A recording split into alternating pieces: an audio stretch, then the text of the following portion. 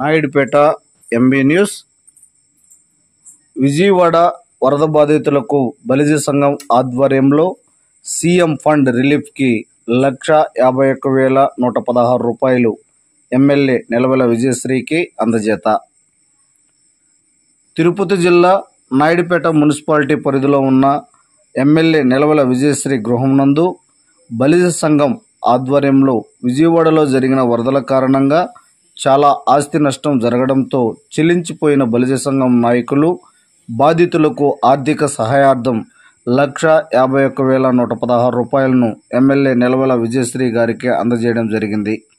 అనంతరం ఎమ్మెల్యే నిలవెల విజయశ్రీ మాట్లాడుతూ విజయవాడలో జరిగిన వరదల కారణంగా చాలామంది నష్టపోవడం జరిగింది.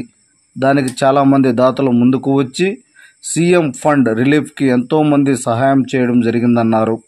అందులో భాగంగా మన సూలూరుపేట నియోజకవర్గం నుంచి నాయుడుపేట నుంచి బలిజ సంఘం నాయకులు ముందుకు రావడం, ఆర్థిక సహాయం అందించడం ఎంతో సంతోషంగా ఉందని ఆమె అన్నారు.